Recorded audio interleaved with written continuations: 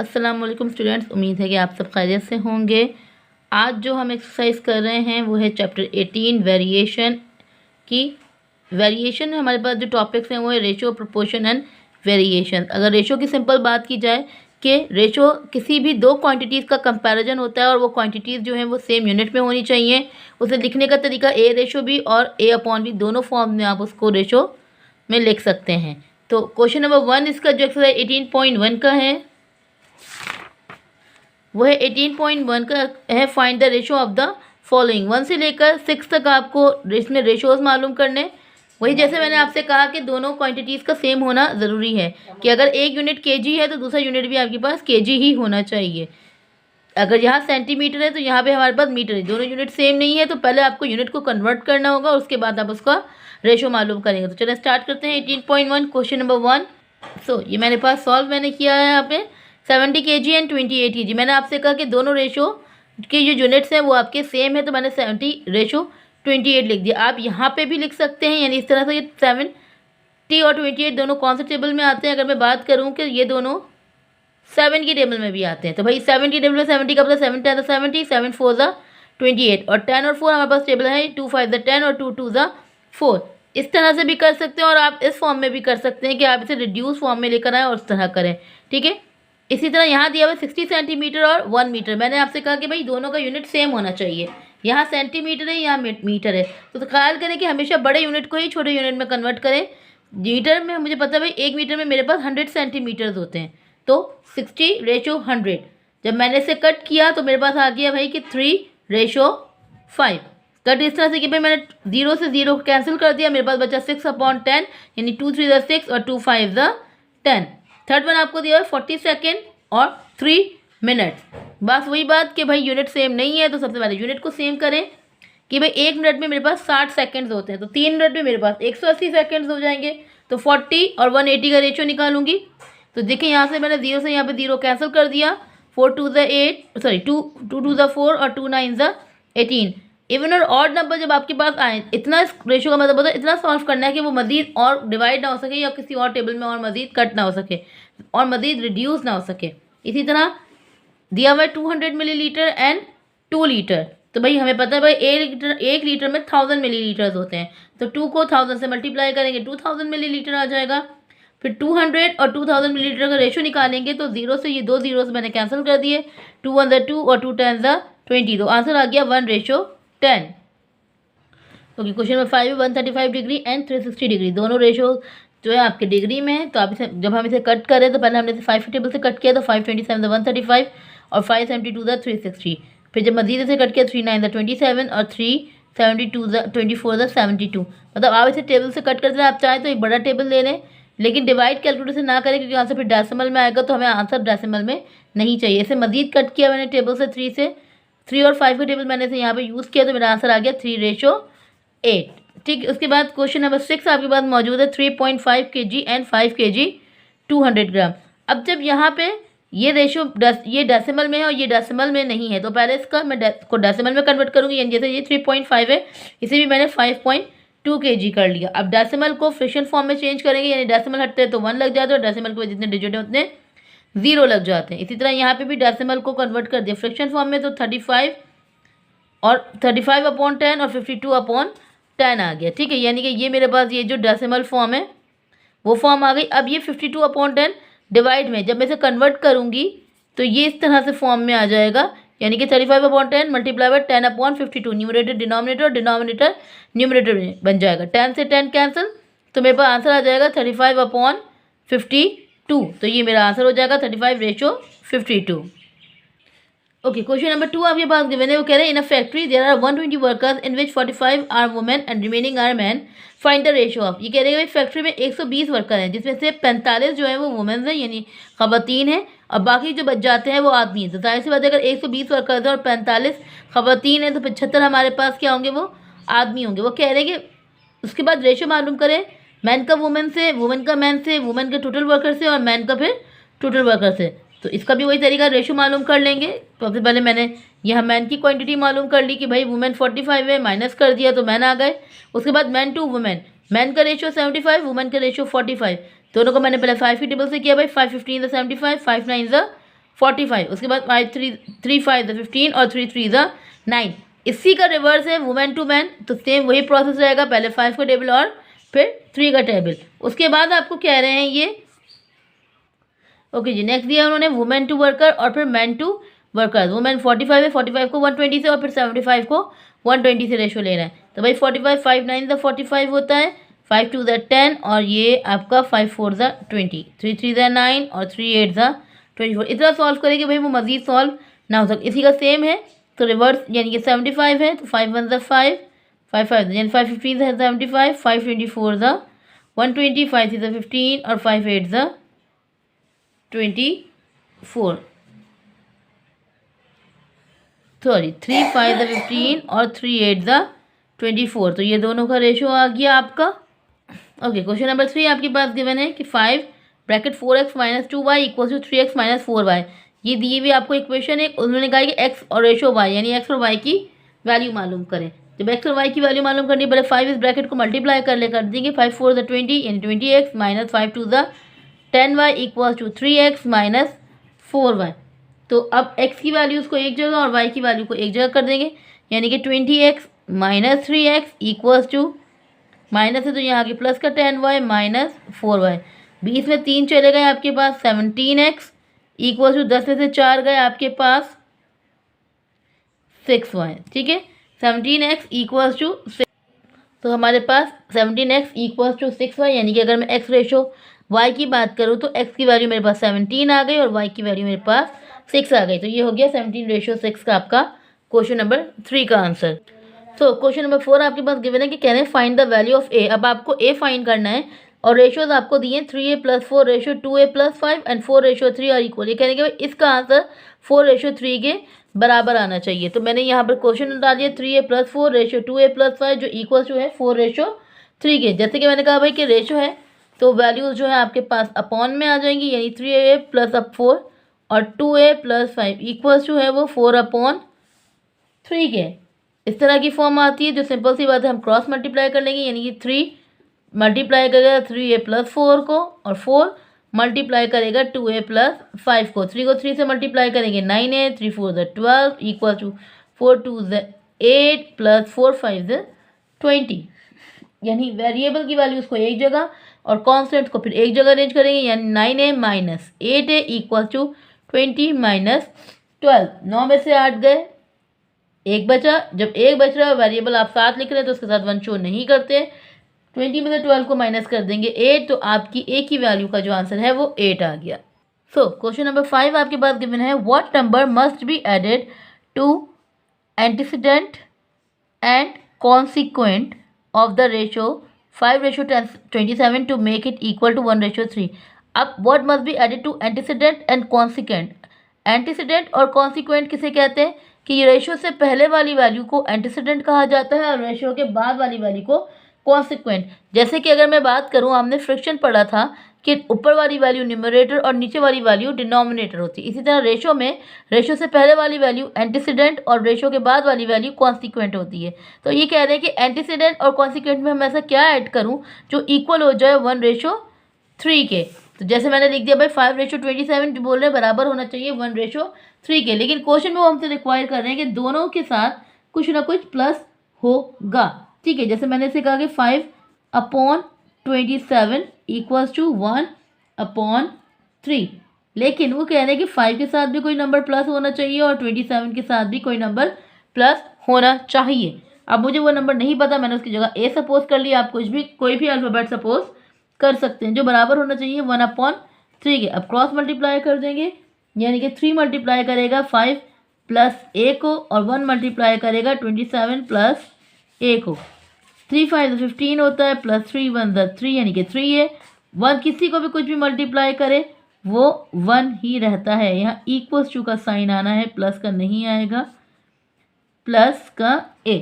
ठीक है, अब वही काम कांस्टेंट वेरिएबल एक जगह और कांस्टेंट आपके एक जगह। प्लस का a है, यहाँ आकर माइनस का a, प्लस का 15 है, वहाँ जाकर माइनस का 15। 3 में से 1 माइनस कर देंगे आप, 2a बचेंगे आपके पास यानी 2a, और 27 में से 15 माइनस करेंगे तो आपके पास 12 रिमेन आ जाएगा।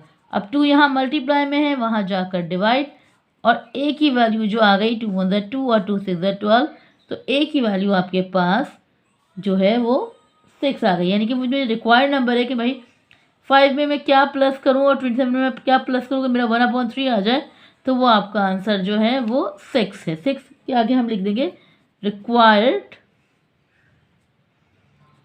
नंबर। सो क्वेश्चन नंबर 6 आपके पास गिवन है ए रेशो बी, यानी ए और बी की वैल्यू दे दी उन्होंने 5 और 8, आपको बोला है 3a + 4b ratio 5a + 7b, यानी कि आपको ए और बी की वैल्यू को ही फाइंड करना है। According to question a ratio b बराबर है 5:8 के, तो अगर जब मैं से बोलूँ कि भाई a/b बराबर है 5/8 के, और वो बात करें भाई 3a + 4b ratio 5a + 7b, यानी कि 3a + 4b बराबर अपॉन है 5 + 7b के। ठीक है, ये वाली फॉर्म आ गई। यहाँ पर हम इसे सॉल्व करने के लिए dividing numerator and denominator by B.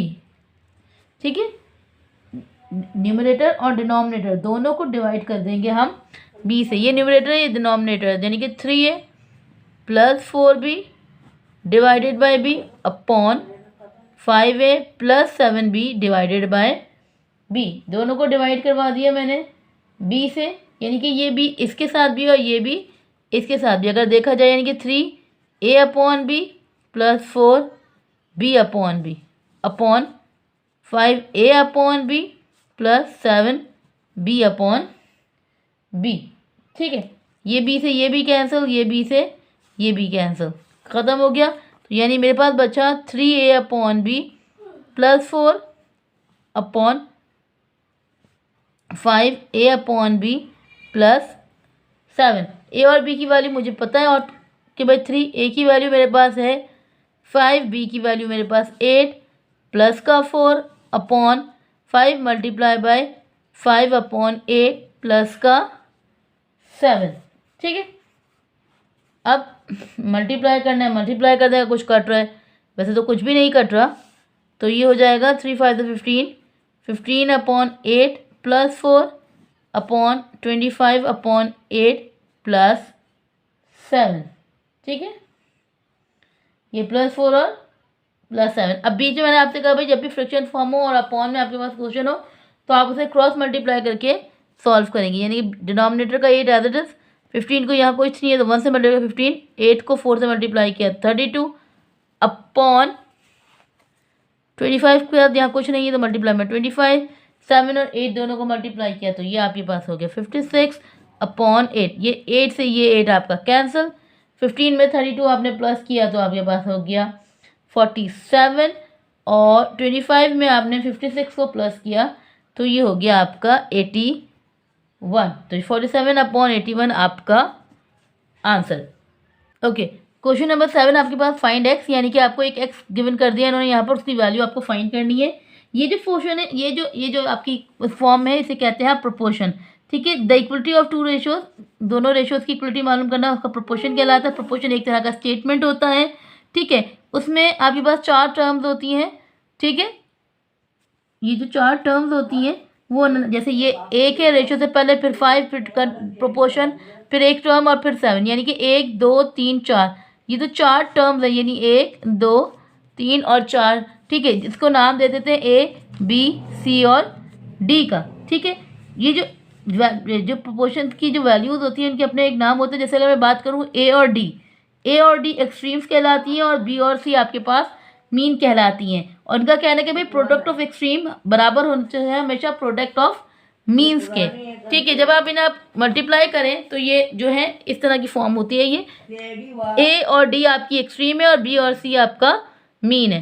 तो आप A और D और B और C आपस में मल्टीप्लाई करेंगे, यानी कि अगर मैं इसको रेशियो फॉर्म से हटाऊं 2x + 5/5 = 3x - 2/7। तो ये जो फॉर्म आ गई आपके पास फ्रैक्शन फॉर्म में, हमने इसे कन्वर्ट किया तो वही सिंपल क्रॉस मल्टीप्लाई कर लेंगे। 7 2x + 5 को मल्टीप्लाई कर देगा और 5 3x - 2 को मल्टीप्लाई कर देगा। 7 को 2 से मल्टीप्लाई करेंगे 14x, 7 को 5 से मल्टीप्लाई करेंगे आपके पास 35, 5 को 3 से मल्टीप्लाई करेंगे 15x, 5 को 2 से मल्टीप्लाई करेंगे 10। वेरिएबल्स और कांस्टेंट अरेंज हो जाएंगे, यानी कि 14x minus 15x equals to -10 और माइनस का 35, प्लस माइनस माइनस यानी 15 में से 14 माइनस किए माइनस का x, माइनस माइनस प्लस, 35 में 10 आपने प्लस किए, तो ये आपके पास हो गया माइनस का 45। ये माइनस से ये माइनस कैंसिल, तो x की वैल्यू आपके पास 45 आ गई। तो क्वेश्चन नंबर 2 है हमारे पास 4x minus 3/5 ratio 3/4 proportion 4x/3 ratio 7/2। तो भाई मैंने जैसे आपसे कहा ये ए बी सी और डी है, ए डी को मल्टीप्लाई करेगा और बी सी को, यानी कि प्रोडक्ट जो है आपके ये एक्सट्रीम्स हैं ए और डी, और बी और सी आपके वो है मीन्स। तो एक्सट्रीम ऑफ प्रोडक्ट बराबर है प्रोडक्ट ऑफ मीन्स के, यानी कि अगर मैं कहूँ कि भाई 4x माइनस 3/5 मल्टीप्लाई कर रहा है 7/2 एंड इक्वल्स टू 3/4 मल्टीप्लाई कर रहा है 4x/3 के, ठीक है। तो यहाँ पे भी हम क्रॉस मल्टीप्लाई करेंगे भाई, 2 4x माइनस 3 को मल्टीप्लाई कर लेगा और 5 जो है वो 7 को मल्टीप्लाई कर लेगा। इस तरह से होगा कि सॉरी ये इसको मल्टीप्लाई कर लेगा और ये इसको मल्टीप्लाई कर लेगा। इसी तरह अगर हम यहाँ देखें ये 4 से ये 4 कैंसिल, ये 3 से ये 3 कैंसिल, इसे इससे और इसको इससे मल्टीप्लाई कर दें, यहाँ पे हमारे पास x आ गया। अब इसको इससे और इसको इससे मल्टीप्लाई कर देंगे, यानी 7 को 4 से मल्टीप्लाई करेंगे तो 28x, और 7 को 3 से मल्टीप्लाई करेंगे 21, 5 को 2 से मल्टीप्लाई करेंगे तो 10। 10 यहाँ मल्टीप्लाई में है, वहाँ जाकर डिवाइड में हो जाएगा, यानी कि 28x minus 21 equals to 10x। 10 यहाँ प्लस का है, यहाँ आकर माइनस का, यानी 28 माइनस 10x, और माइनस का 21 वहाँ जाकर प्लस का हो जाएगा। 28 में से हम 10 माइनस करेंगे तो आपके पास 8x बचेगा इक्वल्स टू 21। 8 यहाँ मल्टीप्लाई में है, यहाँ आकर डिवाइड में, और जब आप इसको मज़ीद मल्टीप्लाई वो करेंगे 821/8। तो क्वेश्चन नंबर 3 आपके पास इस तरह से वही 4 form a b a d और बी और सी से मल्टीप्लाई होगा, यानी कि x माइनस 3/2 मल्टीप्लाई करेगा 4/x+4 और equals to 5/x minus y multiply करेगा x माइनस 1/3 को। अब 4x माइनस 3 को मल्टीप्लाई करें, यानी 4x को भी करेगा और 3 को भी करेगा। 4x से मल्टीप्लाई होगा तो 4x माइनस 4 3 से मल्टीप्लाई होगा तो 4 3 12/2। x को भी मल्टीप्लाई करेगा और जो 2 है वो 4 को भी मल्टीप्लाई करेगा, यानी कि 2 को x से मल्टीप्लाई किया 2x और 2 को 4 से मल्टीप्लाई किया 8 इक्वल्स टू x माइनस 1 से x माइनस 1 कैंसिल, तो आपके पास बचा 5/3। अब क्रॉस मल्टीप्लाई कर लेंगे कि अगर 3 जो है उस तरफ जाकर मल्टीप्लाई करेगा और 2x 5 जो है 2x प्लस 8 को, यानी कि 3 मल्टीप्लाई कर रहा है 4x माइनस 12 को और 5 मल्टीप्लाई कर रहा है 2x प्लस 8 को। 3 4 12, 12x minus 12 3 36 equal to 5 2 10x plus 5 8 40। अब प्लस का 10x है, यहाँ आकर माइनस का, और माइनस का 36 है, वहाँ जाकर प्लस का। 12 में से 10 माइनस करेंगे आपके पास 2x बचेगा।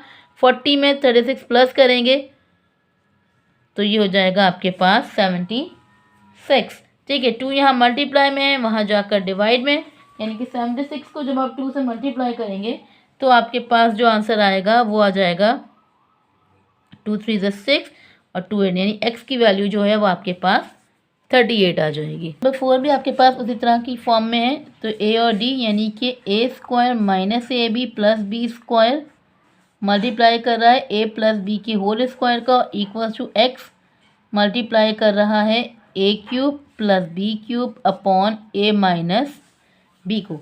अगर मैं इस फॉर्म को देखूँ तो आप जो है, अगर मैं इसे सीधा करूँ a प्लस बी का होल स्क्वायर यानी कि 2a प्लस बी, यानी a प्लस बी और a² minus a b plus b square और a³ plus b³ upon a minus b x. यहाँ पर अगर मैं एक a प्लस बी को इसके साथ करूँ तो ये फॉर्मूला बन जाता है a³ प्लस b³ का, ठीक है। और एक आपके पास a प्लस बी रिमेन बचता है इक्वल्स टू ये एज इट इज आ जाएगा, यानी कि a³ plus b³ upon a minus b x, ठीक है।